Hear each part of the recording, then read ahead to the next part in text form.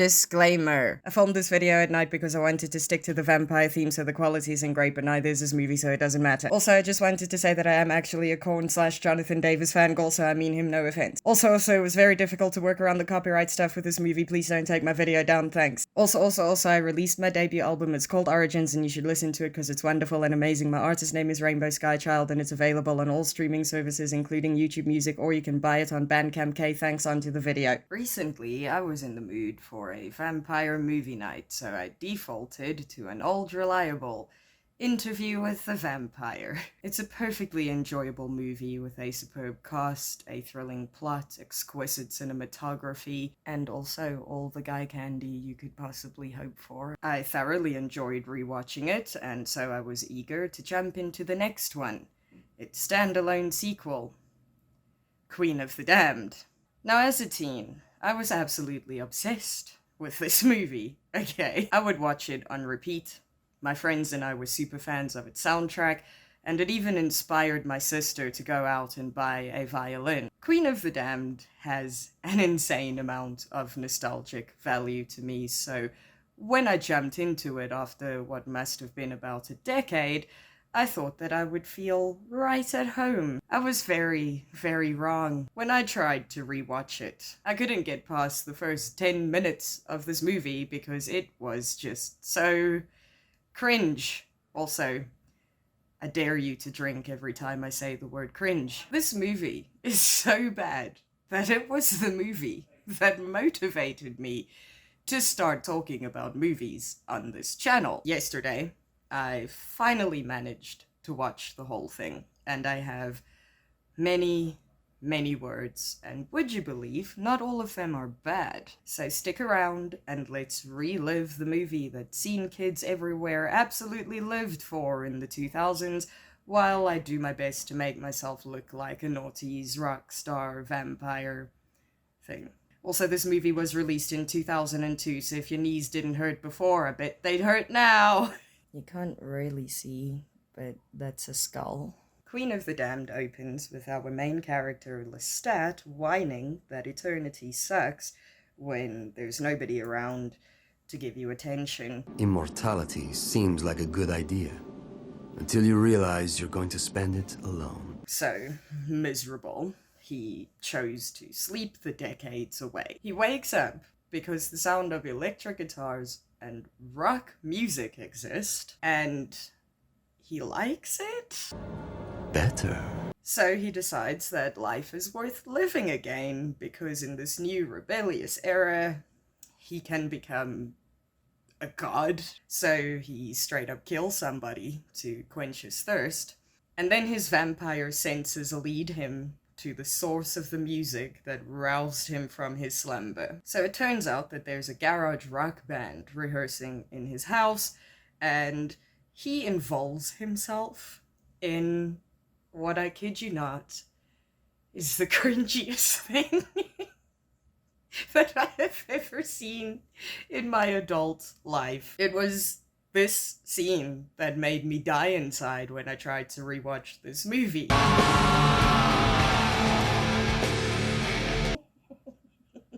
So Lestat tells the band, I am the vampire Lestat. And they're awfully calm about his display of his weird, freakish vampire powers. And then he decides that they're now his band. Then we roll into the intro of this god-awful movie, while there are images of Lestat lip-syncing to what is blatantly Jonathan Davis's voice here.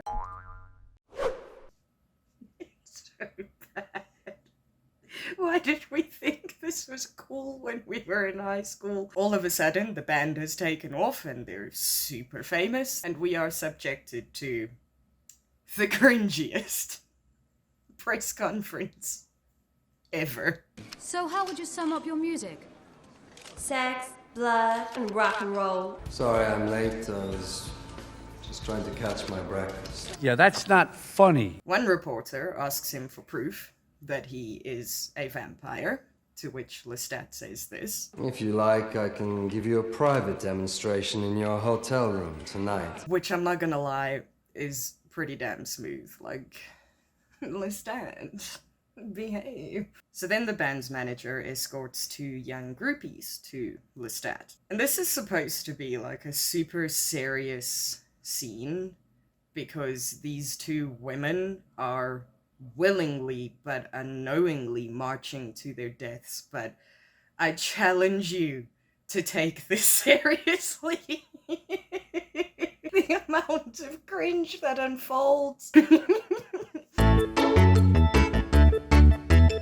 Lestat literally crawls up the wall because he's decided to feast on them.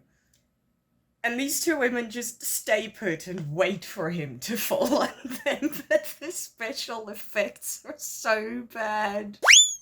Next, we switch to a different character, Jessie, who narrates to us how when she was a little girl, she would travel to a dream family. She wanted to stay with them forever because she's an orphan, but they drove her away, telling her that she has to be with her own kind, which, I'm not gonna lie, feels like a really mean thing to say to an orphan, but anyway. Jessie hears about Lestat on the news and his new track. We get glimpses of another terrible music video before we cut to the Talamasca Center of Paranormal Studies. Jessie explains to her colleagues, I don't know if they're colleagues, I'm just gonna call them that originally she thought Lestat was just a fraud with a gimmick.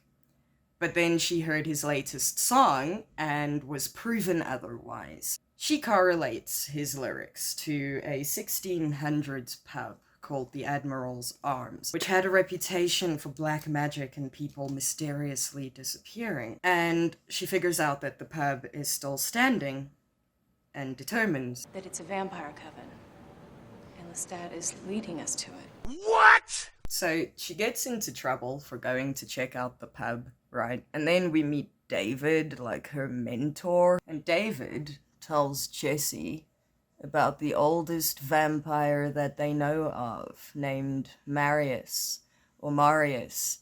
It changes throughout this movie. Marius? David tells Jessie that Marius is the one who turned Lestat into a vampire, and he knows this because he is in possession of Lestat's journal. And then Jessie gets overly excited. Obviously, she wants to read the journal, but David only gives it to her on condition that she won't return to the pub, to the Admiral's Arms, right? Because it's dangerous. It's so dangerous. Ow.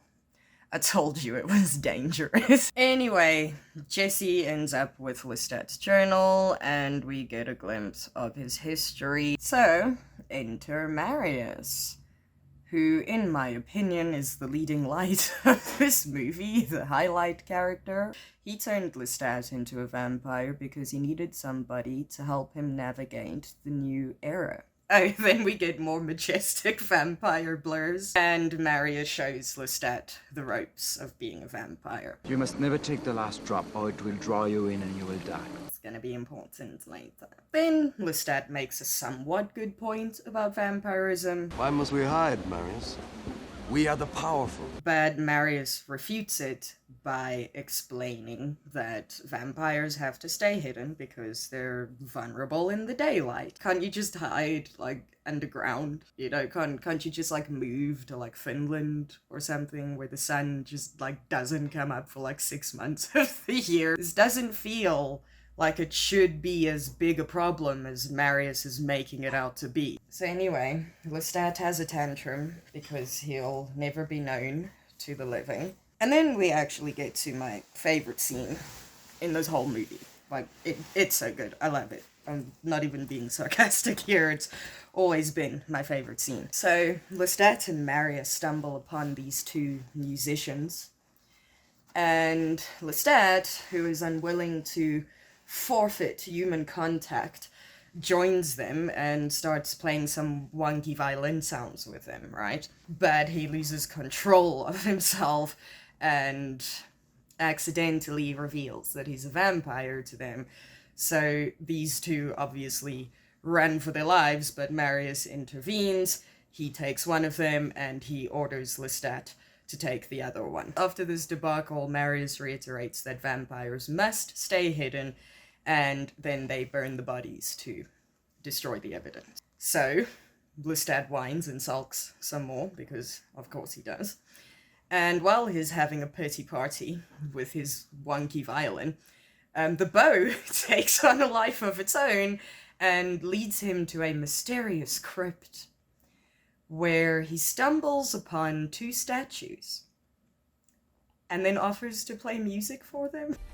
Would you like me to play for you? So one of the statues becomes a little bit animated. So Lestat does what any normal sound of mind person would do and drinks from the statue.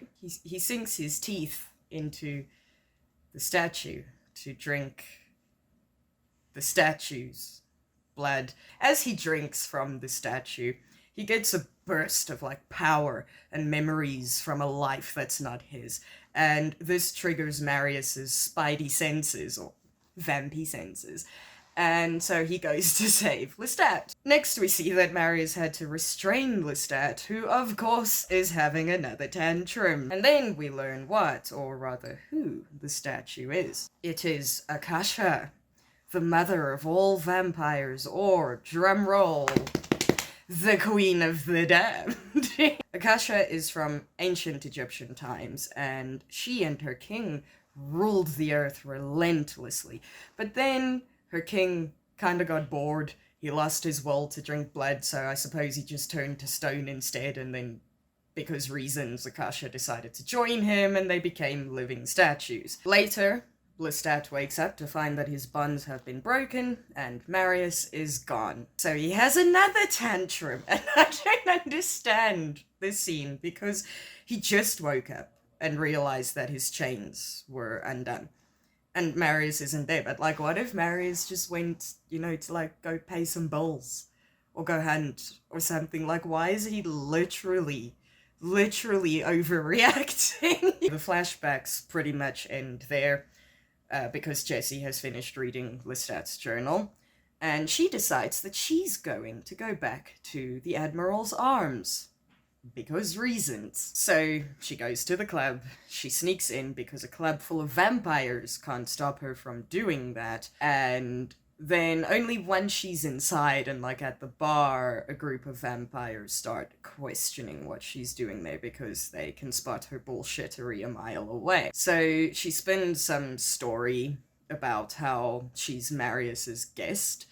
Lestat overhears this, then she chickens out, she runs away, but the vamps are onto her, they're about to feast on her, but of course, Lestat comes to save the day. The good news is that we get more blurring vampires. And then Jessie tells him that she read his journal and asks him if his latest song, Redeemer, is about the girl with the violin. Lestat is obviously offended by this, and he insults her. Don't worry, Jessie. Your kind never satisfies my thirst. He flies at her, and then he goes to brood with his violin some more. Next, Jessie decides she's going to fly to LA to catch his big concert. I don't think I told you that they were having a big concert. David tries to talk her out of it because, you know, them vampires are coming, but of course she doesn't listen. Lestat explains that he feels something coming, but he can't place what it is, and then literally 1 second later Marius is back. So the two talk about fashion. Still wearing the old fashions, I see. How did you manage to slip through the 50s in red velvet? And then this dumbass vampire. I forgot that I was going to paint my nails black because this is ruining my vibe. This absolute dumbass vampire asks Marius how he found him. Like, gee, Lestat, how did he find you? You became a world-famous rock star, told the world that you're a vampire, announced and promoted a tour, a concert in Los Angeles, and put your fucking face on a billboard advertising your concert in Los Angeles. But it's a mystery that Marius found you. Amazing. Wow, how did he ever put 2 and 2 together? Unfortunately, Marius doesn't tell him this. Instead, he says this. I made you. I've always known where you are. So Marius warns Lestat that Akasha has woken She has taken the king's blood. and that she's coming for him, and he begs Lestat to cancel his concert because he is no match for her. What does Lestat do? He has a tantrum. Such reverence for mortals. Then you should have left me as one.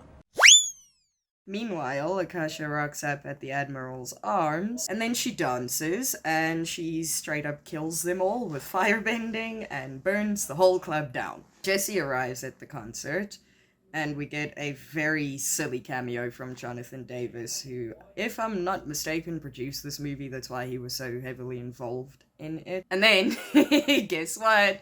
We get more cringe. Boo back. She also gives him his journal back. There's more blurring, there's some more terrible special effects. And then she tries to seduce him into biting her on the bub. I'm not as precious as you think. But Lestat is better than that, so he tantrums a little bit. Oh, you want to know everything? And he decides that instead of biting her and drawing her blood, he's going to show her the realities of being a vampire.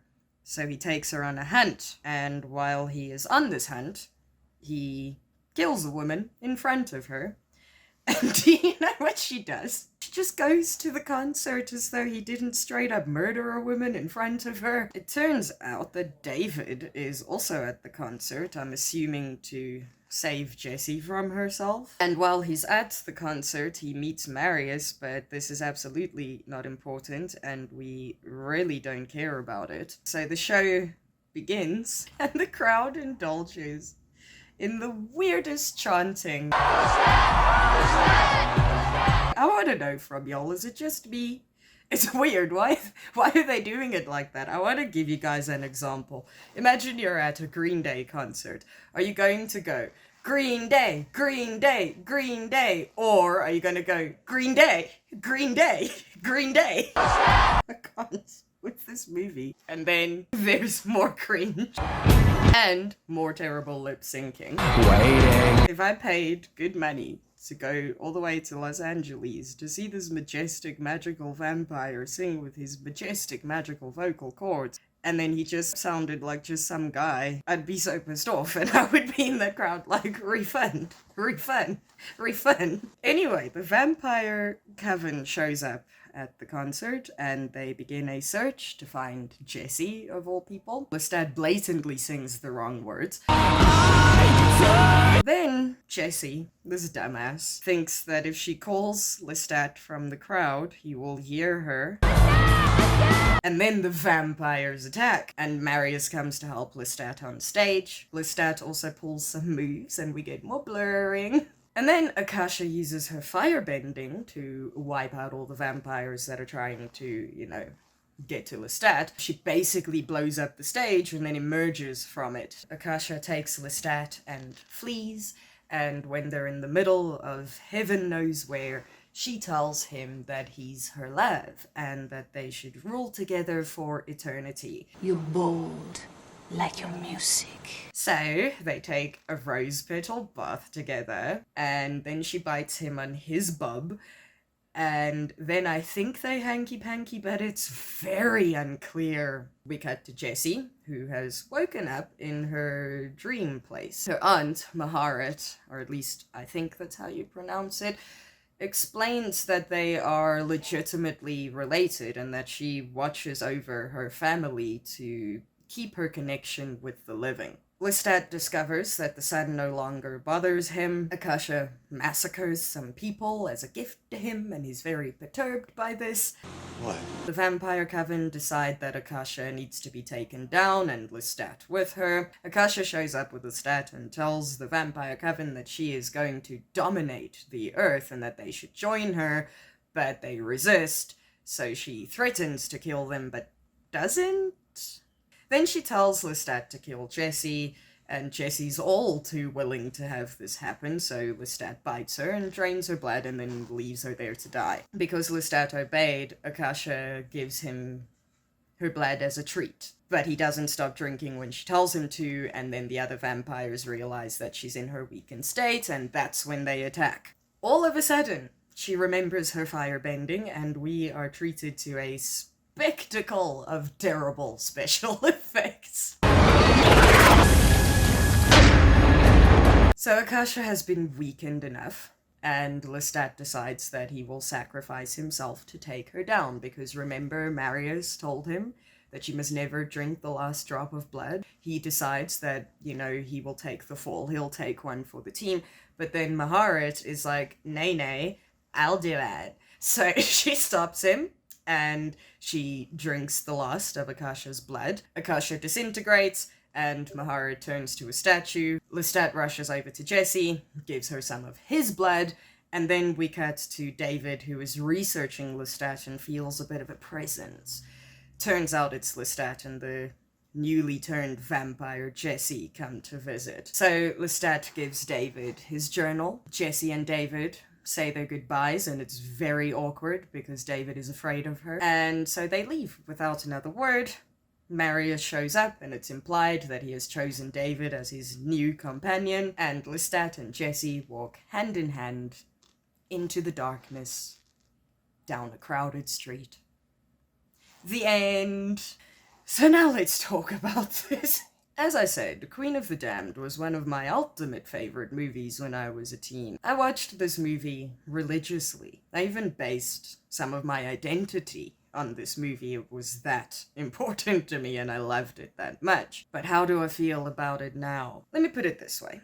I legitimately thought that I was going to hate every waking moment of rewatching this movie, but surprisingly I didn't. However, before I explain what's good about it, I have to address all of its shortcomings. This is an objectively bad movie. Its cinematography and its special effects are absolutely atrocious. Its script is subpar at best. The cast and their performances were not very good, and it's gone down in history as one of the absolute worst adaptations of them all. Even Anne Rice herself disowned this movie. It turns out that after the success of Interview with the Vampire, sequels were planned, but the film studios decided that The Vampire Lestat, the book, would be better off as a series, so they kinda just skipped over it. But then I suppose they realized that there was just too much lore in The Vampire Lestat, so they merged The Vampire Lestat and Queen of the Damned, and tried to tell two stories in one movie, and failed dismally at honoring either of them. This movie got so much criticism that even its director disowned it, and apologized to Anne Rice for desecrating her work. Just so that you know, I've never read the books, so it being a faithful adaptation doesn't matter to me at all. My problem is this. The creators of this movie didn't create Queen of the Damned for new, unaware fans. They created it for fans of the Vampire Chronicles books. They just expected people who would watch this movie to be familiar with its lore, and so they left entire chunks of said lore and backstory out of the movie because it wouldn't have fit the runtime, I guess. Apparently in the book, Queen of the Damned, the family tree thing is super, super important, and Maharet is super, super important. But in the movie, I guess they just expected people to know what was going on. They just assumed that viewers would understand its significance. In the movie, it was just like, yeah, you see those names, this is why we're fighting Akasha. What? Even Lestat's journey was reduced to, like, the complete superficial. The character never had any chance to develop in this movie. So, what happened, now that I'm older and I can understand these things, is that Queen of the Damned didn't tell a cohesive story. You only have to go back and watch this video to see what I'm saying. Because let's think about this. We start with Lestat waking up, and then he's immediately famous. And then Jessie is on this stupid mission to find the vampires with absolutely no context or motivation or justification for doing so. Then we get a glimpse of Lestat's history with Marius, but it's like, you turned me into a vampire, I accidentally disrupted the vampire queen. Now you're gone, boo-hoo. Then Jesse meets him and they bond without any chemistry or reason for liking each other at all. Then Akasha comes back, does very little damage based on the amount of power that she should have. Jesse's family is suddenly super important. Everything gets resolved pretty easily. And then Lestat and Jesse walk into eternity with each other. What was the point of that? What was the reward? Stories should leave the audience feeling something, don't you think? Let's use The Lord of the Rings as an example. After Sam and Frodo go on their mission to destroy the ring, when they get home, you feel that relief, that satisfaction, and it's beautiful. Or let's use Harry Potter as an example. When he grows up and his scar no longer bothers him, you get that sense of completion. What exactly do we get out of Queen of the Damned? Absolutely nothing! Because it's not a linear enough story and it struggled to tell itself. But still, even though it got ridiculously low ratings and absolutely negative reviews, it didn't actually bomb at the box office and is considered a commercial success. Now here's the thing about Queen of the Damned. Its idea was fucking fantastic. You can't change my mind on that. Tell me that you wouldn't be enticed by a story about a vampire who wakes from his slumber to become a rock star, exposes the supernatural and the vampires of this world, and then becomes hunted by those looking for revenge and to undo the damage he caused. Tell me you wouldn't eat that up. But its execution ruined its potential, and that's why people won't forgive it. However, Queen of the Damned is not a masterpiece, and it's not supposed to be a masterpiece. It's a cult film, and it works perfectly as a cult film. It's got the cheese, it's got the gore, it's got the kick-ass soundtrack, it's also got the guy candy, I'm just saying, and it has all the cringe in the world. At the end of the day, it's a badly produced, absolutely dramatic vampire movie with rock music at its center. You gotta admit that's kind of fun, though. Also, as bad as this movie may be, it holds a very special place in my heart. It will always be the movie that I loved to bits and pieces when I was a teenager, and based some parts of my aesthetic and personality on. So I suppose the reason why I actually kind of enjoyed rewatching it against my good senses is because, for me personally, I can't hate this movie. I can see everything that's wrong with it, but I can't hate it. So, if you want a cheesy and cringy vampire movie, give it a try. It's definitely worth a watch, or a rewatch, even if it's only for the sake of shits and giggles. And also, what you have to remember is that at the very least, no matter what anybody says, Queen of the Damned will never, ever, ever be as bad as Twilight. How old are you? 17. I'm designed to kill. I don't care. You better hold on tight, Spider Monkey. I was unconditionally and irrevocably in love with him. Doesn't he own a shirt?